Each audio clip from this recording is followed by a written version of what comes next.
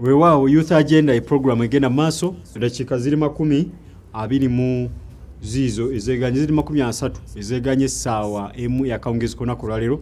Nkwagaliza akawungezi akalungi nga olaba program youth agenda. Nze Kefas Mayumba, nze ndiwo munoowo era munywanyiwo gutwatta kuba gumata nayo omukago okubeera nga tutuusaako ebikwata ku nsonga z'abavubuka. Programu eno yogera ku nsonga z'abavubuka okumalira ddala sabbiiti kakati 3 tubadde twogera ku nsonga ya skilling Uganda.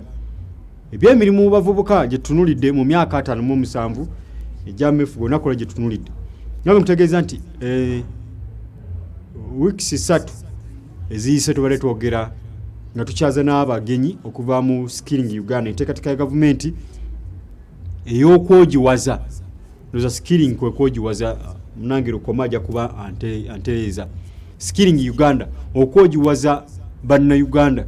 Naye nga mu bannayuganda bano tutunulidde abavubuka okusinga. Gavumenti yaffe eya National Resistance Movement ekulemberwa omwami Yoweri Kaguta Museveni nga ssentebe w'ekibiina era nga kiri mu buyinza, twagala okugyebaza gavumenti nga tutunagenda kuwumula nkutegeezezza nti nga tonabuuza kyakulya sooka weebuuze kiki ekindya. Before you ask for what to eat, ask for what eats you.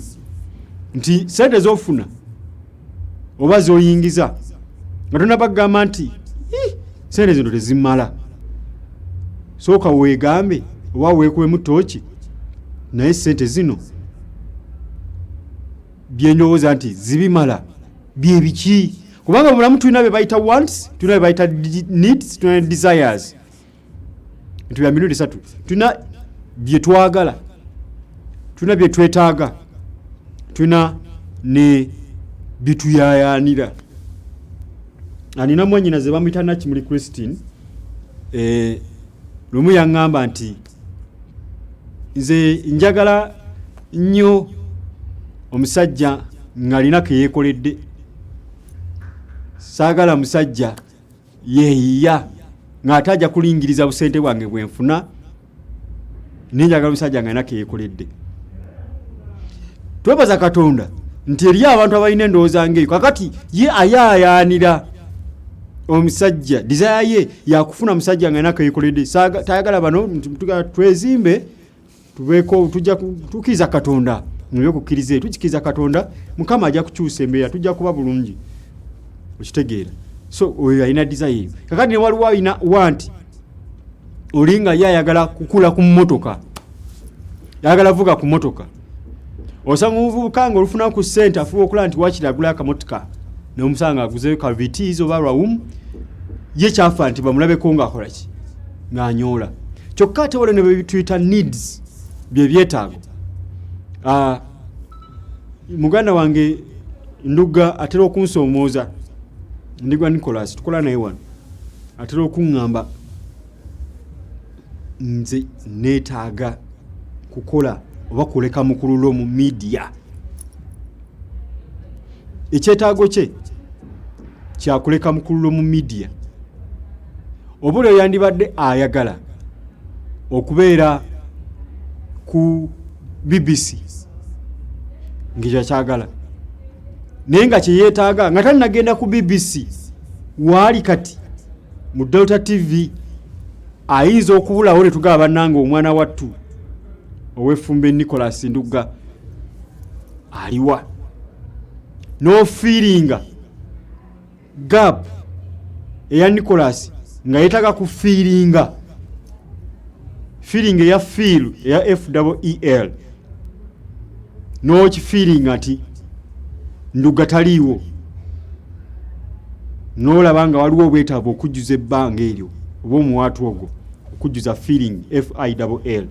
So ebintu bisatu mu nsi abavubuka kye tuteekeddwa okumanya oba bye batawaanya kale bye batambuliramu: needs, wants, desires.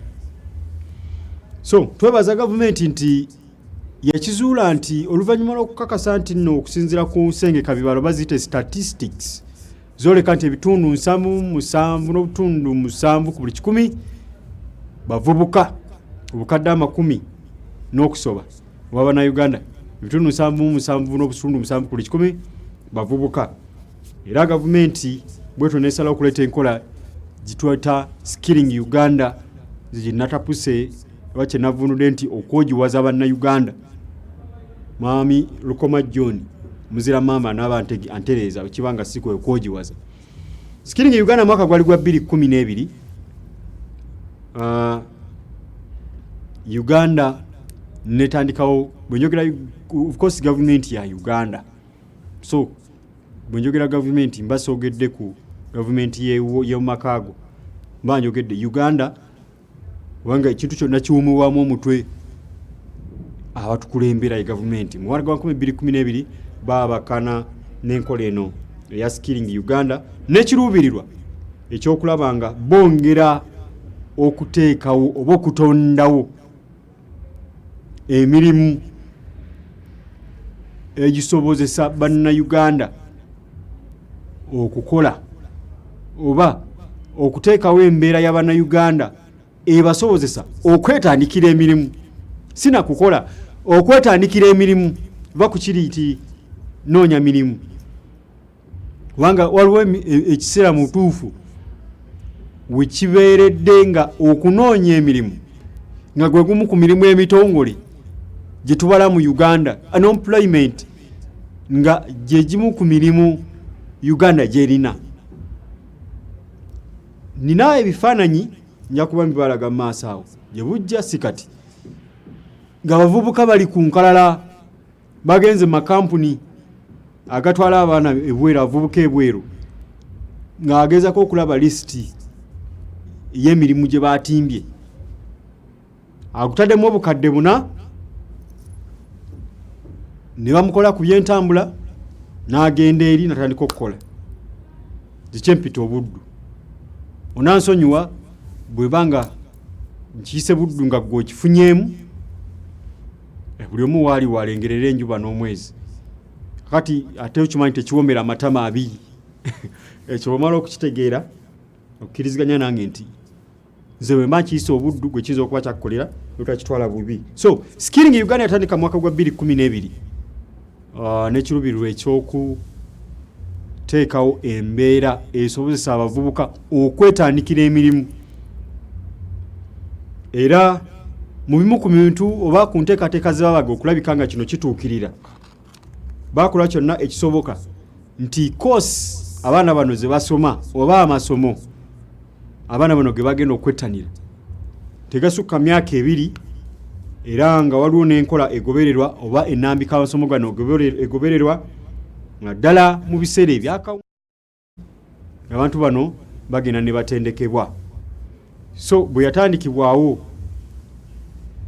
nebeera nga esobodde okuyungula oba okufulumya abaana bangi ddala omuntu ogwasembyeyo simanyi oba ebifaananyi byatuuse dda ku ssaawa zaffe ebiraga abatikkirwa abakasembayo okutikkirwa wano ku kisaawe ky'eggwanga Kololo baŋŋambye mbadde ne mukulu Kasibante ono owa Victory Unisex Saloon oba Victory School of Beauty and Hospitality Management mukulu Bati Kasibante abadde nga akikkaatiriza nti mulundi guno badde basoba ne mukanaana ate gubadde yaŋŋambye gwadde mulundi gwakumeka gwa 6 nga batikkira abaana kuva mu nteekateeka eno ya Skilling Uganda naye bw'otunuulira abaana abadde bafuluma twebuuza nti ebiruubirirwa by'enteekateeka eno bituukiddwako kubanga twandibe twebuuza nti bo bali luddawa aba bafuluma kati abasembyeyo badde nga 8 abafulumye naye bali luddawa tubalabawa be bamu ku betulaba batandise galagi mu katwe muno mu Kibuye oba be bamu ku batandise emidaala egy'enjawulo egikola nga tegitunda butunzi ngatto naye nga gikola engatto oba be bamu ku betulaba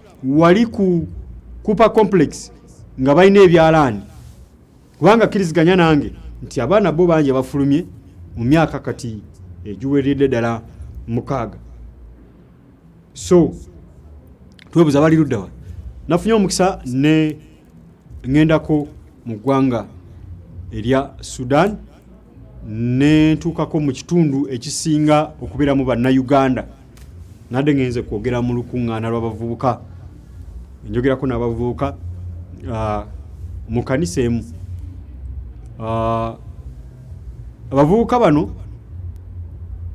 tumala okwogera mu musomo guno yadde conference nga nnene ne tutambula ne bantambuzaako mu kibuga. Ngenda okutuuka mu kibuga nga ndabayo akatale nga bwolaba akatale k'Owino oba kalake wa Kisekka. Kati mu katale kano nga mulimu abatunda kyakala, mulimu abasuubula ebirime, mulimu abatunda amaduuka, mulimu ne zissemaduuka oba zi supermarket mu katale wegama kabadde ngeri ya kintabuli nganta munjalirira ati mubamu nandigoye kyetutumula kaama n'ebirala ebiringa ebyo. Naye akatale kano kadde kalimu ebintu byamaguzi mu ngeri ya kintabuli.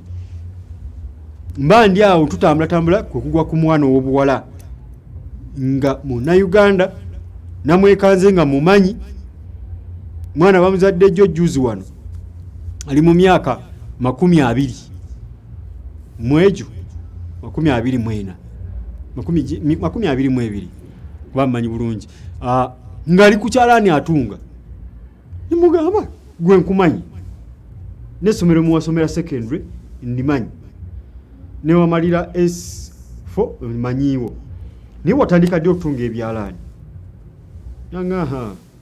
naize ndi product ya muzeeyi ne mugabo ga muzeeyi kato kitaawo gwe manyi obulungi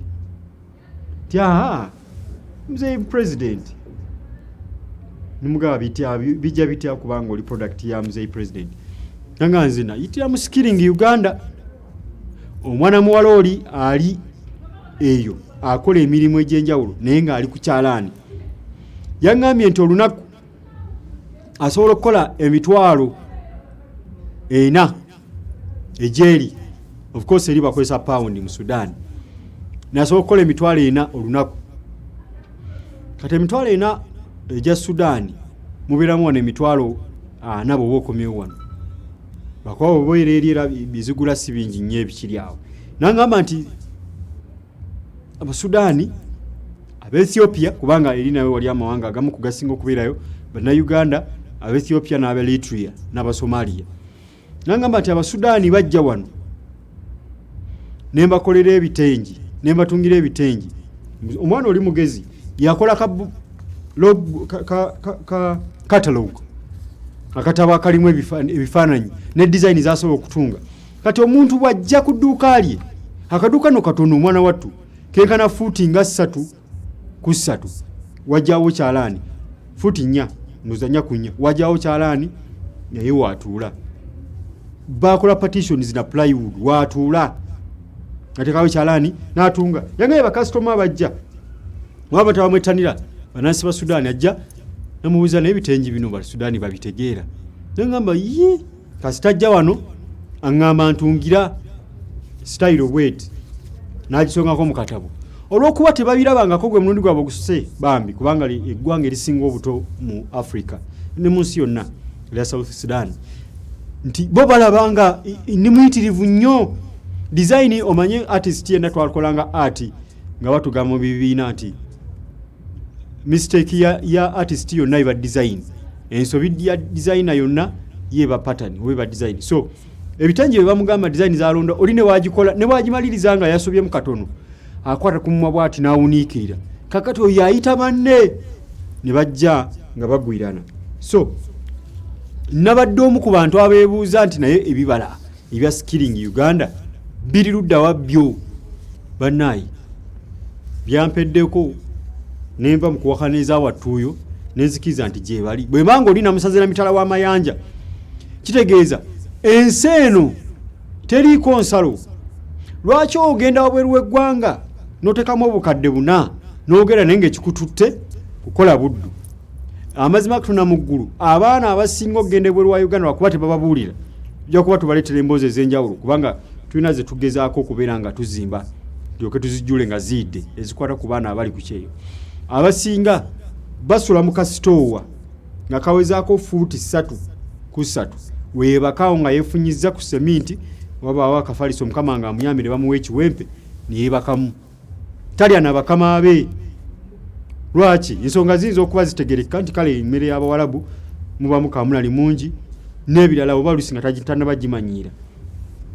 Kakati agenda n'ava ku kyeyo ng'alina obukadde bwe nga 10 kwafuna emitwalo 48 bakusaininga contract okusooka za myaka 2 agenda okuddaala n'obukadde bwa 20 yateekamu obukadde obwo buno okugenda munne yamuleka wano oba yamuleka ye n'asalo n'agenda e Sudan akole nga yeyeekozesa ayingiza emitwalo 4 buli lunaku.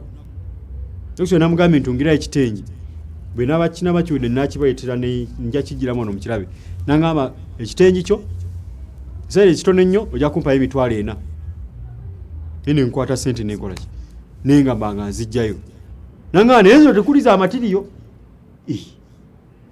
nengamba ng'okoze sente nemugana naye kale tunga ez'amatiriyo njezukeso kasita nkuwadde 4 kakati oyo asobola okuyingiza emitwalo 4 olunaku kuba sinze client yabaddewo nzekka bwe twali tugenze nabo ku dduuka nga bamperekeddeko buli omu yakoze order y'ekitengi.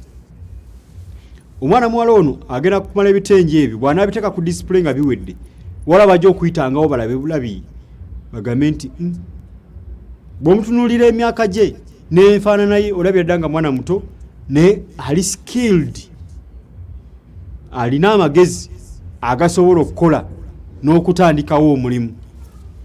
Kati yasobola n'okukozesa abala bangi kubanga singa naafuna order amazima Katonda mugulu nkulayirire nja kuba nfuna updates okuva gyali tekijja kundewunyisa bwe naawulira nga mu myezi 3 ashiftinze oba asembudde akyusizza ekifo afunya wagaziko. Lwaki? Kubajja kubayitaga ekyalana ekisukka mu kimu abere n'abayambi ngula katata alina naye baakozesa okyala kye bayita okusikiringa abantu okusobola okuba nga batandikawo emirimu ekiruubirirwa ky'enteekateeka eno. Mbadde nkunyumiza nti omuntu agenda mbadde nkugezaako okutemeratemera omuntu agenda obubweru n'afuna n'ajja n'obukadde bwa 2 n'abuleeta wano kati olw'okuba abaze emyaka 2 nga tali mu Uganda kizibu nnyo era kikafuuwe omuntu yava wano mu 2016 oba mu 2017 okudda wano mu guno omwaka nga tufaanana nga bwe yatuleka oba nfuna bulungi. Eggwanga litambula, eggwanga lisenvula, okitegeera obulamu buno Katonda bwe yatuwa is a movement, it's not a monument. Life is a movement, it's not a monument. Obulamu Katonda bwe yatuwa buli mu mugendo, si kibumbe kya kijukiza ekiteekebwawo nga bw'olaba ekibumbe kya Ssaabasajja Kabaka ekiri wali mu Bulange ng'oyingira ku mbuga enkulu kibeeraawo myaka na myaka bakikuwako obukubi nfuufu oba ne bakiddaabiriza nsonywako oba ne bakiddaabiriza naye obulamu tebulinga ekyo. Kinota monument si kibumbe kya kijjukizo, obulamu mugendo. Kati yava wano emyaka 2 egiyisa agenda okudda wano mu 2019 nga Uganda yattu tulina enguudo zi flyover, tulina zi express highway, tulina enguudo ze bagaziiza, amalwaliro bagenda kuzimba eri Lubowa, emirimu mingi gitandise, institutes ez'enjawulo nalabye ne billboard ennene nga bagenda kuteeka wano Aga Khan Hospital. Aga Khan Hospital, omanyi Aga Khan Hospital nti mu nsi yonna gegamu ku malwaliro oba ebika by'amalwaliro ebyakakasibwa ab'ebyobulamu nti lina services oba lina empeereza ez'omutindo ez'omulembe. Kakati nabye billboard nga batugamba coming soon, kitegeeza saba yonna obudde bonna bagenda kuzimba eddwaliro ligenda kuggulwawo. Abantu babadde batwalibwa e Kenya e Nairobi mu Aga Khan Hospital okukalirirwa wakati wetwogere olunaku olwaliro abakulu mu ddwaliro Mulago mu kibangirizi bajjanjabira abakokolo bategeeza nti ekyuma kimaze omwaka mulamba nga tekikolebwa saavisi. Batugambye nti ekyuma kya kokolo kigenda kubeera nga kigenda kuddaabirizibwa baleese kuno Abafilipino baba Yugoslavia bagenda okikanika okumala mwaka mulamba kibadde nga tekikolebwa saavisi. Abantu bagenda batwala Aga Khan Hospital ye Nairobi naye twebaza Katonda nti tugenda kufuna Aga Khan Hospital wano mu Uganda. Kikyengeza okugamba nti yava mu ggwanga mu 2017 ajja genda okudda wano nga tulina Aga Hospital, tulina bintu bingi besobola na kumalayo, naye kikyengeza okugamba nti ajja n'obukadde bwabiri, ajja mu Uganda ekyuse nnyo, buli gwalaba abantu bonna bava ebweru w'eggwanga balina mentality nti bano bwe basanga wano baba baagala kubabba. Yate yongezi wala abantu abasinga bitundu nga 9 ku 10 abali wabweru w'eggwanga bebaweereza ssente kuno basanga bazikavula dda. Bo bakanabuuza kamuleke kuba kiyingi muganda wange alina gwe yanyumizaawo naye kamuleke badde ngenda mwatula. Abantu 9 ku 10 abakolera emitala w'amayanja naddala bali ku kyeyo, ssente zibaweereza kababere baŋŋanda zaabwe nga yamuddako nga bwe baali yonka, ssente basanga bazikozesezzaako waakiri oba okuzibuzaabuza. Either baba bazambaza ebiwawaatiro ne zibuuka oba bazisaka amagulu ne zidduka ne baba n'ebyekwaso, ate nga gwe bakibuulira okujjako okukikkiriza kubanga nga ne munookigaana teziriiwo, tobaddeewo. Anze n'okugamba nti okimanyi nti akatale ak'omunda bwe kwakwatira nalimba kusuubula mbaawo nakale ayinza n'okuwa ensonga nga eri genuine tinalooza ssente zino zitereka obuteresi naagala tuziviiseemu kwe kutandikawo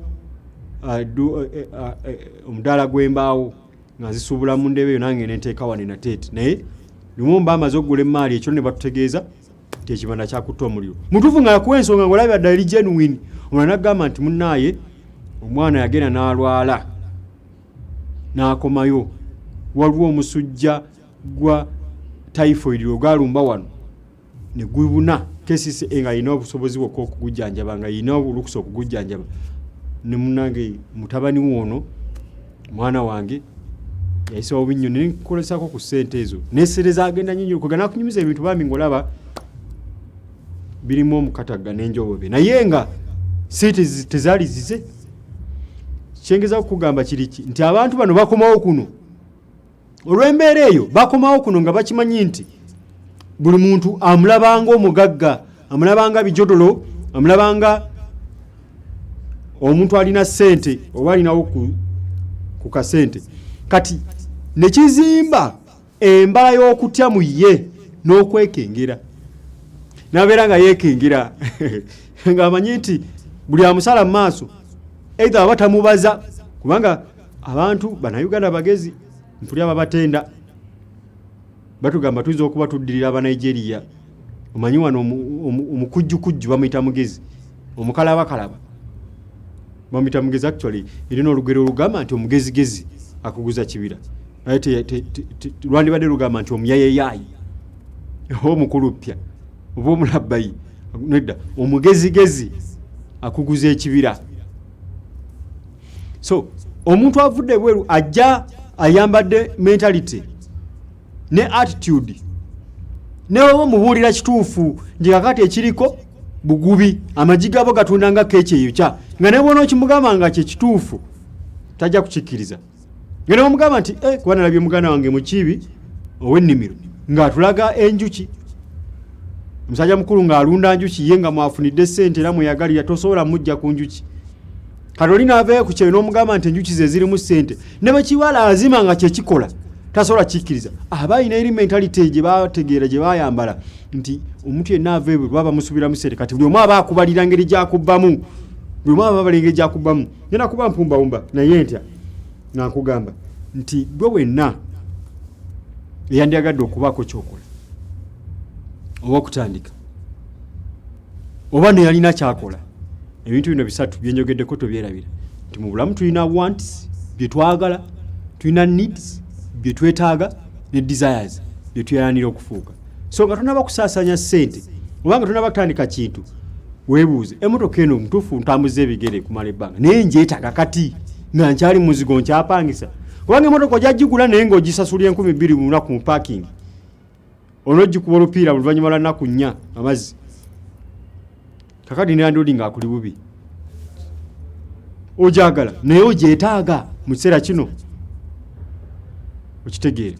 So njagala okubeera nga nkusibulya wano, tujja kuba tetwongera okulambulula enteekateeka ya skilling Uganda lwaki yatandikibwawo ku mulamwa ki era biki byetuuseeko mu myaka emyaka 7 gyetambudde kubanga yatandika mu 2012 gavumenti ya President Dr. Museveni ng'egezaako okubeera ng'eyambako bannayuganda ddala abavubuka okwetandikirawo emirimu.